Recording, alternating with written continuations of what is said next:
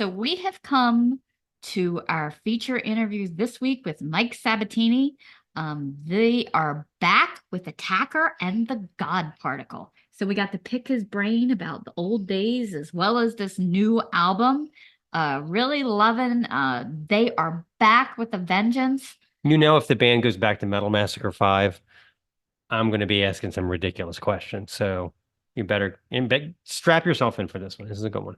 Well, thanks for doing this. It's great to get together. Oh, absolutely. I appreciate you guys helping us out. Absolutely. Well, we're longtime fans. Like I said, I mail ordered the first record when it came out. So, yeah. Man, I can't believe how long ago that was. Yeah, I like it's funny. I'll make I'll be online and there'll be kids bitching about that they don't like a record or whatever online, send their download. And I'll say, yeah, I Right. know what you mean. I rode my bike to get Sax and Rock the Nations and drove it home and it sounded like Bon Jovi. And they're like, you did what? Like they can't imagine what it was like in the old days. Yeah. It's a different world, right? How we used to do things. So Exactly. Yeah, very different. Yeah. So way back at the beginning, when you guys came together, who had kind of the original vision of what Attacker would be like? I'll be honest that a lot of that just comes from our influences. We obviously we were from the Iron Maiden, Judas Priest, Scorpions, Accept, Riot, like all those kind of bands. Right. Some of the '70s bands like UFO, like our original guitar player Jim Mooney was a big UFO fan. That first album probably had more of some '70s type influence than it did like metallic kind of playing. So Right. that came from Jim Mooney. But yeah, I mean, it was really just a culmination of our influences, the bands we loved. It really wasn't. We didn't sit down and say we want to sound like this. We just kind of wrote the songs, and they were what they were. Was that kind of the first heavy music you got into, or can you remember like what your first heavy music you liked was? Yeah, actually the first thing I ever heard was, I believe, was 1979, when Judas Priest put out that Unleashed in the East album. Oh yeah. That was the first kind of metal thing I really listened to. Before that, I mean, we hear everything that's on the radio, all the '70s hard rock stuff. Mhm. That we all love that stuff too. But as far as getting into metal, it was probably that Unleashed in the East album that really hooked me and got me into it. That's great. It's funny, sometimes at our first thing. So I remember I bought that Blondie Parallel Lines album, and my sister's 10 years older than me, and she just kept saying, I heard you sing ass. I was like, shut up. That's being half deaf from being a musician for 40 years. No, So I hear you. Oh, Yeah. yeah, Try- we just try- did we went to Maryland Death Fest last weekend. Oh, Number wow. one, you had to like clear your ears out. Number two, my legs were so sore from like walking and standing all day. I Yeah. was like, ibuprofen. Okay. I bet. I tell you, I used to like going to like all day festivals. Not anymore. It's I too know what much. you mean. I know what you mean. This one wasn't as bad. They usually didn't go until like 3 or 4 because the last Oh, Helen Harbor started early. Yeah, when it's those 11 or 12 starts, that's when till like Oh. whatever time at night. That's way too, especially day after day. One day's enough. Multiple days, forget it. Yeah. Well, we were fascinated by the kids because, the last band ended. It was midnight. We were ready to go home. They were all Yeah. still partying. I was like, oh, for Yeah. God's sake. Yeah, yeah. Well, Yeah. listen, I remember the days of like, I'd go, me and my friends would go into New York City any night of the week, stay out, get home at 4 a.m, and go to work at 7. Like no Yeah, big yeah. deal. You know what I mean? When you're young and indestructible, yeah. Yeah. Yeah, absolutely. Yeah, it was a lot different back then. Yeah. About another festival they were in, right? Well, I wanted to ask about how did you get on to Metal Massacre 5 back in '84? Were you like dealing directly with Brian Slagle back then, or what was the story? Well, what happened was we had sent that demo out to get reviewed in fanzines. And I remember we got a really good review in Metal Forces magazine from England. And at the bottom of the review, it said, somebody better snap these guys up quick. So, and again, in those reviews back then, obviously you were mailing demos, so you had your address. Out of the blue, I got a contract in the mail from Metal Blade to be on Metal Massacre 5. Wow. Never a phone call, never anything. Just, I get home and I see Metal Blade Records. What the hell is this? Open it up. whatever the contract, one song, Metal Massacre, and obviously we're flipping out. And that's how that happened. It just kind of showed up on the doorstep in the mail, and then after that, then we wound up having conversations with Brian once we were in with it. But there was no conversation, just that came in the mail. That's so cool. Yeah, no, that's actually really cool. Yeah, we were blown away. Yeah. The New York, New Jersey metal scene, I've always been fascinated with it in the early 80s. Did you guys work with like people like Carl Kennedy and any of those guys? Were you involved in that, or like Riot. Not with really. Like, no? No, I mean, like Carl Kennedy, actually, those guys were from up like New York State. Right. They were like a different area. So, I mean, I always loved the rods. Like I remember before, I guess when I first started playing, I had like the very first, I think it was like a 12-inch single that had, I think it was like Power Lover and something else on it. And I remember having that, like always loved the rods, but I didn't actually meet those guys until I think it was 2014. We played this festival called Ragnarocker in Chicago, and they were on the bill, and they were on right after us. But other than that, I had never met them before. From like I said, they were further up, a couple hours up in New York State from us. What about like any cross pollinations with like people like Anthrax or Overkill or any of them? They were all from your neck of the woods, weren't they? Overkill, yeah, Overkill we knew a little bit. Anthrax we never knew. Again, those were New York guys. New York guys. Really, by the time we were doing our stuff, they were already starting to get established. So they were already a little upper echelon from us. So we never really crossed paths with those guys. Okay, gotcha. So after you kind of had that kind of split up, I was reading at some point that there were two versions of Attacker running around performing. And how did you get that resolved? And were you surprised when that happened? Well, technically, this is what happened. There wasn't two at the same time. It was probably about, I don't know, maybe 2000, something like that. Our original singer, Bob Mitchell, he had asked us if he could do a version of the band, because for some, the rest of the guys, everybody really wasn't that into it at the time. And we said yes. So he actually went and did his version for a little while. Then what happened was, when our original guitar player, Jim Mooney, passed away, we had gone to his wake, and our bass player, Lou, from Battle and Second Coming, he said, hey, why don't we do a third album and dedicate it to Jim? And also, unfortunately, John Leone from the Second Coming album, our singer then, he had passed away from cancer. I believe it was 94. So we decided to do an album dedicated to those guys. But our bass player, Lou, said, I'll do it, but I don't want anything to do with Bob. So whatever happened, somehow I got in contact with Bob again. And we had recorded a couple of songs in a demo form four of the songs that were on Soul Taker. And I got a hold of Bob. We wound up talking and said, hey, you know what? I guess we could kind of put all the past crap behind us. We're adults now, whatever. And I had him come to my house and demo the songs along, to the music we had. And then I played it for Lou, and I kind of convinced him to like let it go as well. Just say, let it go, let's just do it. And that's kind of what we did.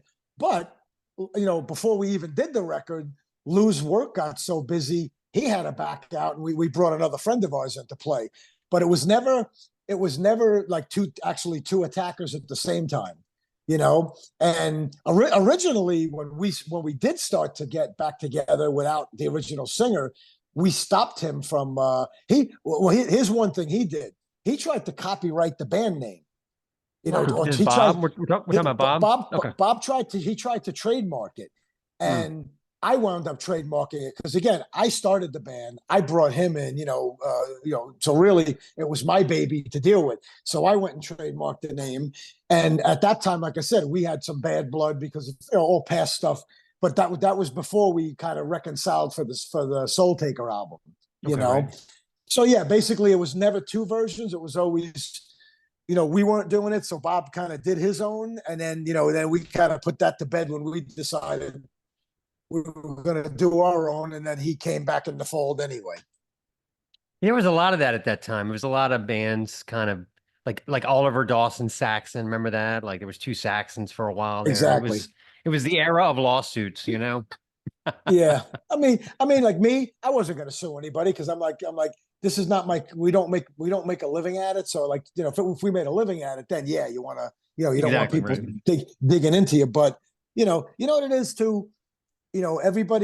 Everybody sees what happens with fans and they're like, oh, it's not original anymore. The same guys, whatever. It's, people can barely hold a relationship together between two people, let alone Yeah, 4 or 5 guys. Everybody's got different it's true. personalities. Yeah.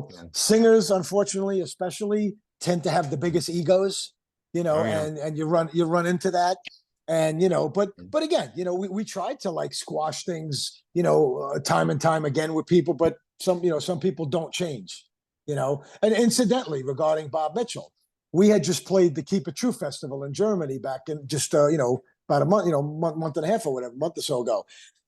I had approached him about coming to Europe with us as not the full singer. Bobby Lucas is still a singer, but I Right. wanted him to come and maybe have him sing the things that he sang on, the albums he Right. sang on, whatever songs. And because the promoter Ali had asked me, hey, could you do something maybe special? And I figured that'd be pretty cool for the fans because Oh yeah. fans always like whatever. And he wanted nothing to do with it. He was No. in all honesty, he was a complete asshole to me about it. And I Wow. said, all right, no, not, I said, not up. And here's another kind of crazy thing. He has all of us blocked on like social media. So we can't even see what he says or does, which I don't understand. Yeah, like I said, yeah, basically, he responded to me, a whole tirade about it. And I just wrote him back. And I said, no problem. I said, we don't need it. He thought we needed a singer. I said, we don't need a singer. You could come in addition to, and I basically just said, I said, nope. He actually said to me, the last thing he said is, forget you ever knew me. So I said, okay, Wow. no problem. So I sent the message and then I blocked him so he couldn't respond to me. And I gave it right back to him. Yeah. Mm. I was like, I tried to, I said to him too, when I wrote to his wife, I said, listen, we're grown men. Let's put all this stuff behind us. Stop Yeah. it. Yeah. But unfortunately, he's the same guy he always was. We've always had issues. And I said, you know what? Listen, he had the shot. He don't want to do it. Whatever. That's it. And Right. we went and had a good time anyway. So No, exactly. Exactly. Exactly. So just a question for you. Did you ever, were you self-taught on the drums or did you have lessons back in the day or how did you get into it? ne- never took a lesson. I used to watch people. And like the Oh, town I grew up in Jersey, Hoboken, I had friends who played drums. I would watch them play and ask them questions. Hey, how'd you do that? Whatever. And then they would show me and I would apply it okay. myself. So yeah, I basically I played for about a year by myself in my father's garage. And then at that point, it was after that that I met Pat Marinelli, original guitar player, and another guy, Dominic, who those two guys were like a guitar team. That's how we started up the whole thing. And we started out as a cover band. Yeah. And then morphed into Attacker ultimately. And obviously people came and went, before the lineup got to the, Battle at Helm's Deep lineup. Yeah.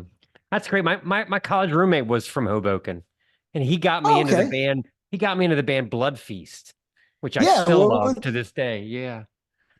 As a matter of fact, on June 22nd, we're doing a record release party with Blood Feast. They have a new album coming out. I think it was supposed to be out in June, but now it's July. So we're doing a co-record release party with those guys because they're good. That's They're good great. friends of ours. That's Yeah. great. I love that band. Yeah. Same thing with those guys. There's only one original guy left. But again, we Uh-huh. know all the guys, and we've been buddies with them. We went to Europe and did a festival with them, a few years back. So definitely, nice to play with your friends. Exactly. Yeah. Do you remember like what your first drum kit setup was like and has it changed over the years or stayed the same? It's definitely changed. My first actual drum kit I bought at a pawn shop on a highway, like which was maybe like 20 minutes from where I live, and they must have took the shell off, the coating that's on it, and Yeah. it was just down to the wood, and it was spray painted red. So it was like a $250 drum set. And what I did is we used to take, because we didn't want to buy the coating to put on it, we would buy contact paper, like kind of like you would put on, almost like wallpaper. And Okay. Right. I took all the hardware off, contact paper the drums red again. For some reason, I like red, and I put all the hardware back. And I think my kit was a mishmash of stuff. I had like the main set, Then I had a couple other small toms that were like from another set. It was like a Frankenstein set back then, and obviously back then everybody had the huge drum kits. We all had to have double bass, lots of toms, all that stuff. Right, Now right. I play one kick drum with a double bass drum pedal. I do have 3 toms in front of me and 1 floor tom. So as you get older, you don't want to carry that stuff no more. So, Right. I understand. that's real. I mean, even the guitar players in the band, we're so used to playing festivals. Like we don't do a lot of, like local shows per se. Like we'll do one and then not play for another year, but we'll go play other places. We're always using other people's equipment. And anytime they have to bring their amps, we got to I got to bring my cabinet. I'm like, what the hell do you own it for if you don't want to bring it, So No, yeah, I, you you're get right. Yeah. lazy. You get older. I You don't remember know. that. Like that was like when I was in bands back in the day. I remember like drummers because everybody wanted to be Alex Van Halen. Everybody wanted to be like Neil Peart. And I was like, Exactly right. dude, we're playing Bad Company covers here. Okay, we don't need Exactly. we don't need chimes from Hawkwind or whatever. So And also anyway, like the guitar players had Marshall stacks. You had yeah. multiple stacks. Like I said, now they don't even want to bring one 412 cabinet. So things have changed, boy. Let me tell you. We talked to this one down at Lords of the Trident, and they went to Japan to do the show. And the people in Okay. Japan thought they were going to bring their own PA. And they were like, no, What? no, we're Well, not. people ask me that when they say, "Oh, you're going to Europe? How do you bring your equipment?" And I'm like, no. I said the festivals have everything. I said Yeah. for drummers, they have everything except your sticks. I always bring my bass drum pedals because that's more of a personal feel thing. Right. But other than that, they have the cymbals, the drums, and for guitar players, they just have to bring their guitars. And if they have any a pedal board or something like that, they usually have a whole rack full of amps that has a switching system, so you Mhm. can use a Marshall, an EVH, or whatever, or Yeah. angle heads, whatever they have over there. So yeah, they make it very convenient.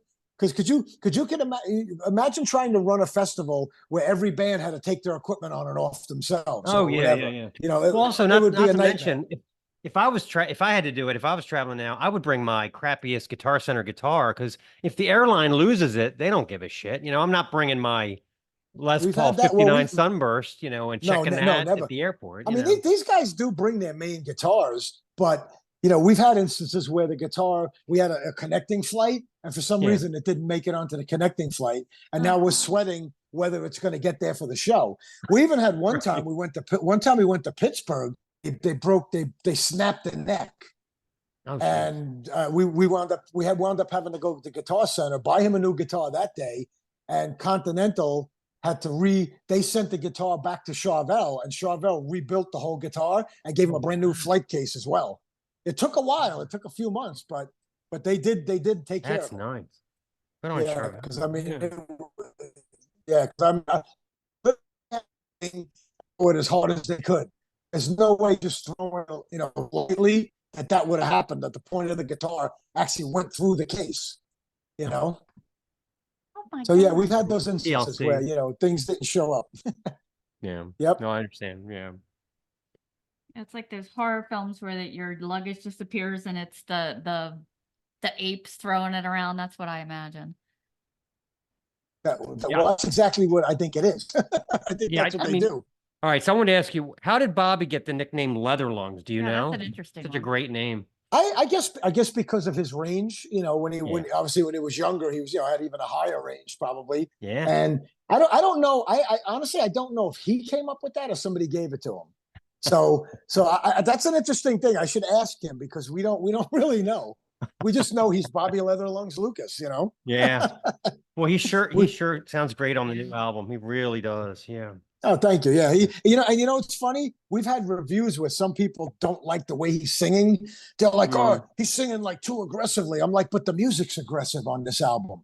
You're not Too going to sing. aggressive. You're not Yeah. going to be You're not going to sing happy on a heavy song. You're gonna. And again, the subject matter of the songs is a little darker, so you're not going to be like singing la di da di da. It's just not going to Yeah. happen. Yeah. The band's name is Attacker. Yeah. Yeah, right. Yeah. Yeah, Exactly. we're not the Pink Daisies or something. I'll tell you, I used to bitch about music reviews like in the 80s, even the 70s and 80s. I thought they were horrible. now it's not Yeah. even worth reading most of the shit. It's just like, give me a break. Well, Yeah. you know what the problem is? Most of the people reviewing, they're not journalists that went to school for Right. journalism or studied Right. music, whatever. They're just fans of music that Right. can have their own little webzine or Mhm. online thing, and Right. really, and I tell people too. I say, I saw a couple of not nice reviews. I don't like this album, whatever. But if I was reviewing albums, I would hate everything. I'm old school. I'm from the old school Right. bands. I don't like Yeah. a lot of the new stuff. It's just to me, Yeah. a lot of the new bands are just doing what's already been done. If you're Yeah. gonna come out new, do something completely new. So if I was reviewing albums, I'd probably be the worst of them all. So that's Yeah. why I know how to take everything with a grain of salt and not get upset. No, I know what you mean. Like if I have to review some of the bigger bands, like stuff like the later Maiden, like the newer Maiden or the Right. newer Metallica, I always say, what classic song are we bumping to play this shit live? That's my There you question. go. Stop You're right. making crappy new stuff. No one wants to hear this. We No, want to hear the classic stuff. and the problem is that I think bands feel like they have to put new albums out to stay relevant sometimes. Right, But right. but you're right. Most bands write their best stuff early on, only because you're young, you're fresh, and your influences are what comes through.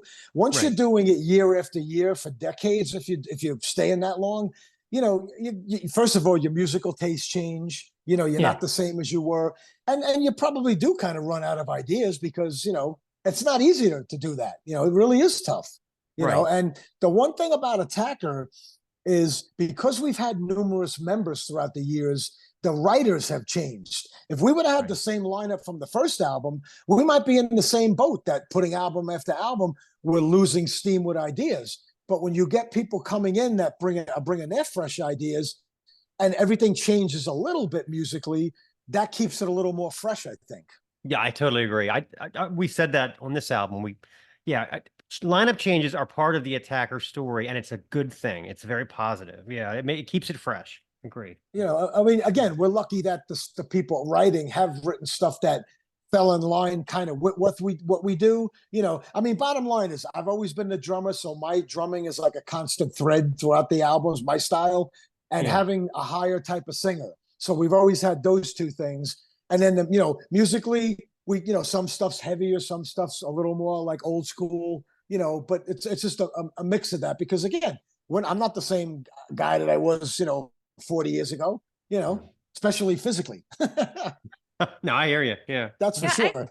noticed you, Fenriz actually had you in one of his compilations of his Metal Yes. Merchant Festival with the Battle of Helm's Deep. So how did you feel about him taking notice and adding you into like this basic mixtape? It's basically kind of flattering that somebody from a band like that, a totally different genre within metal, likes what Yeah. we do. So yeah, it Yeah. was actually surprising. It was surprising to see it, but pleasantly surprising. It was very cool. New stuff. All right. So we really liked all this new stuff. It always seems like you have a theme, like kind of the Battle of the Helm's Deep, of course, is Tolkien and Yes.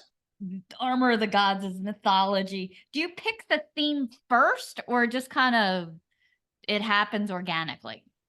I think it's organically. That's our singer. That's the newer stuff, obviously, with Bobby Lucas on it. Giants of Canaan. That was all him. That's his idea. That's his idea for the cover. Sins of the World, same thing. It all ties into some of the songs. Armor of the Gods, like you said, and now the God Particle. That's really him. Like he's really good at that. Like he knows. I guess he's pretty well read on things, and that's why he Okay. comes up with all these concepts. Whether it was the Giants of Canaan, which is biblical, Sins of the World, that's actually about there's supposed to be a planet called Nibiru that's behind the sun, that's where aliens actually are.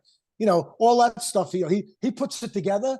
He sketches out what the cover he wants it to be. Then we give it to the artist, and they flesh it out, and there you go. So it's I wouldn't say it's overthought. He usually grabs, I guess, one song that we feel or he feels would be a great imagery for the cover. That's how all that transpires. Yeah, this cover is amazing. And I was reading all about how they thought that in this particle accelerator, they had to do some kind of weird demonic ritual. So that captured that absolutely perfectly. Yeah, well, what's interesting about that. There's video of when that thing. I don't know if it was when it was first turned on or another time. They had some big ritual outside with some crazy stuff going on. Some guy comes walking out with some kind of mask with horns on it. So they definitely, there's definitely something going on with that ties into what the whole thing about they claim they're trying to use that to open up portals to other dimensions. Oh, That's wow. what they're doing. And a matter of fact, remember when we just had that whole eclipse thing a few weeks back, or Yeah. in the beginning of April? They supposedly turned that thing on for the first time in a while for some reason because of the eclipse. They wanted to open, I guess have that thing running. And obviously they say to do tests, but who knows what the hell was the actual reason? We don't know. But We don't know. no, we don't. That reminds We me just of that weird plot line of Stranger Things. Did you watch that whole craziness where they're opening up this some of it. portal? So I guess he's the sci-fi horror fan who's into all this crazy stuff. Like, Yes. do you personally have any? Are you into any sci-fi horror films? I like all the classics. I love more old school horror, like because obviously being a little older, like I used to love all the Hammer films from England, with Peter Cushing and Christopher Lee and all that stuff. Now I'm not a fan of all the gory movies, like that kind of stuff. I think to me that crap is what desensitizes people, and people go out and they'll friggin' kill somebody and eat their face. It's like I like a little bit left to the imagination, so I like the old school. So I mean, again, sci-fi I've always loved, whether it's space movies or whatever. But yeah, I'm definitely a fan of all that. But Bobby is absolutely a fan of that stuff because that's all the stuff he writes about. So, in writing this new album, who kind of contributes what to the writing process? Bobby did all the lyrics. That's one thing. He definitely did the lyrics. Musically, it's probably, I guess, 6 of the songs were written by Mike Benetatis, who's the main writer now. But we all do chip in our ideas, like the other guys, the other string guys. They may say, "Hey, change that to this or whatever." So the main structure was him, and then there was one song written by our other guitar player, John Hasselbrink, with some contributions from Mike as well. And same thing, the song "Kingdom of Iron" was written by our bass player Brian, and same thing, it was other guys, everybody kind of and moving parts around and molding it to what it became. So this was kind of a little bit of everybody on this album, which is cool. Yeah, I really like the track, "The Mighty Have Fallen." Was that about anybody in particular, or just the standard? The bigger they are, the harder they fall. Yeah, it's kind of like that. Yeah, again, a lot of this ties into what's going on in the world right now. The mighty, meaning like everything right now that's going on is you got these globalists trying to control every country. They want everybody under their control, and that's kind of what that ties into. And the funny thing is that was the last song we wrote, and Bobby had just finished the lyrics for that right before we started recording. So and that wound up being the first single, which is ironic. The last song we did, and the one that was like we had to get it done quick to get it recorded. So but it wound up. It's also probably the most old school song on the album. Which is why we chose it as the single. Because it's got kind of current elements, but also it's harkens back to what we do old school wise. So there you have it. I got a good one for you. So I Sure. wrote an article in the early 2000s that Cruz del Sur is the new Metal Blade, and you've been on both labels. Yes. So how does it compare then to now? Well, here's the thing. Back in the 80s, when we were on Metal Blade, we put the record out, and I remember 6 months later, Brian Slagle had come into New York, and we all went to eat. And he was like, "You guys ready to do another album?" And we're like looking at each other, like we don't even have any new songs written. We're still savoring having put out a first album. Right. And I remember at the time, for some reason, again, being young and stupid, we thought, oh, they should be doing more for us, or we deserve this and that. So like a bunch of idiots, we wound up not doing another record with them, not deciding to stay with them, and ultimately I think that was the biggest mistake we made. We should have stayed with them and at least somehow, tried to get another album going. You chose not to go with Metal Blade for a second album. Yeah, because we all felt like, I don't know, for some reason we thought, guys, they should do more for us. We deserve whatever. We were young and dumb, and we wound up, not going with them. And also at the time, we had a falling out with Bob Mitchell. He had to go. He was not showing up at rehearsals. We got then that's when we got John Leone, who sang on The Second Coming. During rehearsals for when we were writing those songs, something happened with our original guitar player, Jim Mooney, between him and John Leone, and he wound up walking out the door, and that was it for him. So we had setbacks. That's why it took so long to get back on going again. And then we wound up signing with that Mercenary label out of New York. They had done the Lemoore Rocks compilation for the Lemoore, the Club Lemoore in Brooklyn. Right. Okay. And after that, then we got the deal to do a full album. And even that label, we put the album out. It wasn't even the album wasn't even out for a year, and they went out of business.